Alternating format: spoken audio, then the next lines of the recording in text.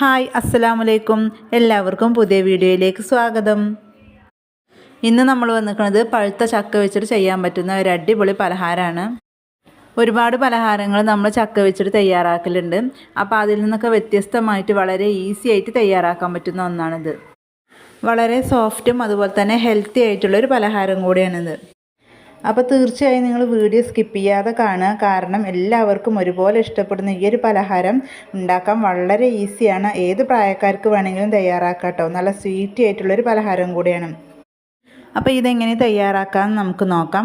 അതിനു മുന്നേ നിങ്ങൾ ആദ്യമായിട്ടാണ് നമ്മുടെ ചാനൽ കാണുന്നതെങ്കിൽ പ്ലീസ് ഒന്ന് സബ്സ്ക്രൈബ് ചെയ്യുക. വീഡിയോ കണ്ടുകൊണ്ടിരിക്കുമ്പോൾ നിങ്ങൾക്ക് ഇഷ്ടപ്പെടുകയാണെങ്കിൽ ഒന്ന് ലൈക്ക് ചെയ്തിട്ടൊന്ന് സപ്പോർട്ട് ചെയ്യാം. അപ്പോൾ നമുക്കിനി വീഡിയോയിലേക്ക് പോകാം. അപ്പോൾ ചക്ക വെച്ചിട്ടുള്ള ഈ ഒരു പലഹാരം തയ്യാറാക്കാൻ ഞാനിവിടെ ഒരു 15 ചോളയോളം ചക്ക എടുത്തിട്ടുണ്ട്. അപ്പോൾ അതിൻ്റെ കുരുവൊക്കെ കളഞ്ഞിട്ട് നമ്മളിതാ ഒരു മിക്സിയുടെ ജാറിലേക്ക് ഇട്ട് കൊടുക്കുന്നുണ്ട്. അപ്പോൾ പെട്ടെന്ന് അരഞ്ഞ് കിട്ടണമെങ്കിൽ നിങ്ങൾക്ക് ചെറുതായി മുറിച്ചെടുക്കാം. ഞാനിപ്പോൾ മുറിച്ചെടുത്തിട്ടൊന്നുമില്ല. ഇനി ഇതിലേക്കൊരു അരക്കപ്പ് പഞ്ചസാരയാണ് ചേർത്ത് കൊടുത്തിട്ടുള്ളത്.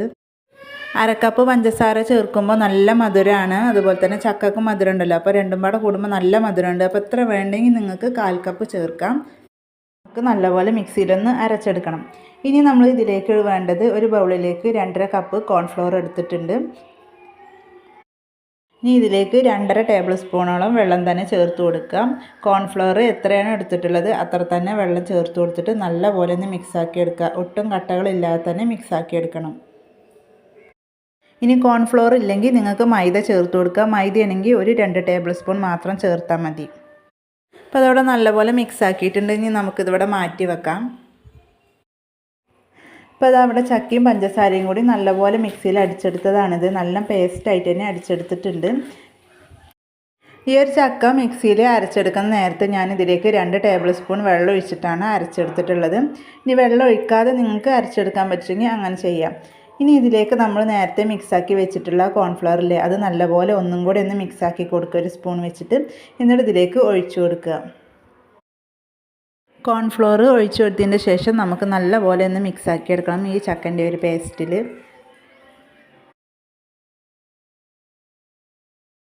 ഈ ഒരു ടൈമിൽ നമുക്കിതിലേക്ക് 1/4 ടീസ്പൂണിൻ്റെ പകുതി ഉപ്പ് ചേർത്ത് കൊടുക്കാം. മധുരം ബാലൻസ് ചെയ്യാൻ വേണ്ടിയിട്ടാണ്. അപ്പോൾ അതവിടെ നല്ലപോലെ മിക്സാക്കി എടുത്തിട്ടുണ്ട്. ഇനി ഇതിലേക്ക് നമുക്ക് കുറച്ച് വെള്ളം ഒഴിച്ചു കൊടുക്കണം. ഞാനൊരു 3/4 കപ്പ് വെള്ളമാണ് ഒഴിച്ചു കൊടുത്തിട്ടുള്ളത്. ഇതിലേക്കിപ്പോൾ ഞാൻ ആകെ ഒഴിച്ചിട്ടുള്ള വെള്ളം 1 കപ്പും 2 ടേബിൾ സ്പൂണും. നമ്മൾ ചക്ക മിക്സിയിൽ അരച്ചപ്പോഴും അതുപോലെ തന്നെ കോൺഫ്ലവറിലും പിന്നെ ഇതിലേക്ക് ഒഴിച്ചു കൊടുത്ത വെള്ളം മൊത്തത്തിലാണ് ഇപ്പോൾ ഞാൻ പറയുന്നത്. ആ ഒരു കണക്കിലാണ് ഞാൻ വെള്ളം ഇവിടെ ഒഴിച്ചിട്ടുള്ളത്.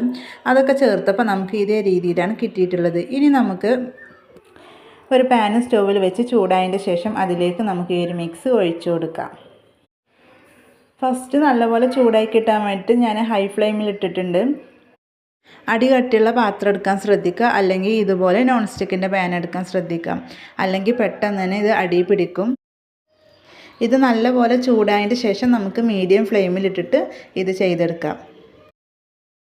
ഇതിൽ കോൺഫ്ലവർ നമ്മൾ ചേർത്ത് കൊടുത്തുകൊണ്ട് തന്നെ പെട്ടെന്ന് തന്നെ ഇത് തിക്കായി കിട്ടും. പിന്നെ അതുപോലെ തന്നെ ഇതിൽ നമുക്ക് കുറച്ച് നെയ്യ് ചേർത്ത് കൊടുക്കണം. അപ്പോൾ ഈ ഒരു പരുവത്തിലാകുമ്പോൾ നമുക്കിതിലേക്ക് 1 ടേബിൾ സ്പൂൺ നെയ്യ് ചേർത്ത് കൊടുക്കുക. നെയ്യൊക്കെ നമ്മുടെ ഇഷ്ടത്തിനനുസരിച്ച് ചേർത്ത് കൊടുക്കുക. ഇനി നെയ്യ് ചേർത്ത് കൊടുത്തിട്ടില്ലെങ്കിൽ കുഴപ്പമൊന്നുമില്ല. പക്ഷേ നെയ്യ് ചേർത്ത് കൊടുക്കുമ്പോൾ ഇത് ഒന്നും കൂടി സോഫ്റ്റ് ആവും. അതുപോലെ തന്നെ നല്ല ടേസ്റ്റും ആയിരിക്കും. നെയ്യ് ചേർത്തിട്ട് കുറച്ച് നേരം നല്ലപോലെ ഇങ്ങനെ ഇളക്കി കൊടുക്കാം. പിന്നെ നോൺ സ്റ്റിക്കിൻ്റെ പാൻ ആയതുകൊണ്ട് തന്നെ നമ്മൾ കൈവിടാതെ ഇളക്കേണ്ട ആവശ്യമൊന്നുമില്ല. ഇടയ്ക്കിടയ്ക്കൊന്ന് ഇളക്കി കൊടുത്താൽ മതി. നമ്മളിപ്പോൾ 2 മിനിറ്റോളമായി ഇളക്കി കൊടുക്കാൻ. അപ്പോൾ നമ്മളിനി മീഡിയം ഫ്ലെയിമിലേക്ക് ഇട്ട് കൊടുത്തിട്ടുണ്ട്. ഇതുപോലെ നമ്മളൊരു 5-6 മിനിറ്റോളം നമ്മളിത് ചെയ്തെടുക്കണം. അപ്പോഴേ നമുക്ക് കറക്റ്റ് പരുവായി കിട്ടുള്ളൂ. നമ്മൾ ചക്ക വരട്ടിയൊക്കെ തയ്യാറാക്കുമല്ലേ, അതുപോലെയാണ് കേട്ടോ. എന്നാൽ അതിൽ നമ്മൾ ഒരുപാട് നെയ്യ് ഒഴിക്കും. ഇതിൽ നമ്മൾ കുറച്ച് നെയ്യ് ഒഴിച്ചാൽ മതി, നല്ലൊരു ടേസ്റ്റിന് മാത്രം. അപ്പോൾ അതാ കുറച്ചും കൂടി തിക്കായി വന്നിട്ടുണ്ട്. ഈ ഒരു ടൈമിൽ നമുക്ക് ഇതിലേക്ക് കുറച്ച് ഏലക്കപ്പൊടി ചേർത്ത് കൊടുക്കാം. ഏലക്കപ്പൊടി ചേർത്ത് കൊടുക്കുന്നത് നമ്മുടെ ഇഷ്ടത്തിനനുസരിച്ച് ചേർത്ത് കൊടുക്കുക കേട്ടോ. ചിലർക്ക് ഇഷ്ടമുണ്ടാവും. അതുപോലെ തന്നെ ചക്കയുടെ ഫ്ലേവർ തന്നെ വേണമെങ്കിൽ ഇത് ചേർത്ത് കൊടുക്കേണ്ട ആവശ്യമില്ല. ഇനി ഒന്നും കൂടി നല്ലപോലെ മിക്സാക്കി കൊടുക്കാം.